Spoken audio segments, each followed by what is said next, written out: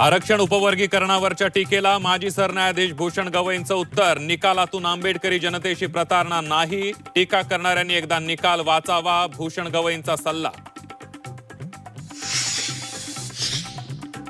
राजकारणात येण्याचा सध्या विचार नाही, भविष्यात काही सांगू शकत नाही, झी 24 तासच्या टू द पॉइंट कार्यक्रमातून भूषण गवईंचं सूचक विधान, पुढच्या काळात सामाजिक कार्य करणार असल्याचंही वक्तव्य. कोल्हापूर खंडपीठासाठी आधीपासूनच संकल्प, सर्किट बेंच स्थापनेची स्वप्नपूर्ती झाल्यानं भाऊक, निवृत्त सरन्यायाधीश भूषण गवईंची टू द पॉइंट मुलाखतीत भावना व्यक्त.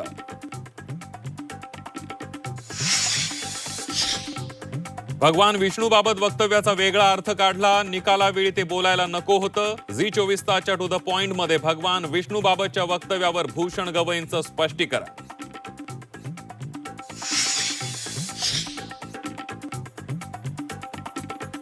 आणि प्रतिष्ठेच्या ENBA पुरस्कारांमध्ये झी 24 तासचा झेंडा, झी 24 तासनं पटकावले तब्बल 9 पुरस्कार.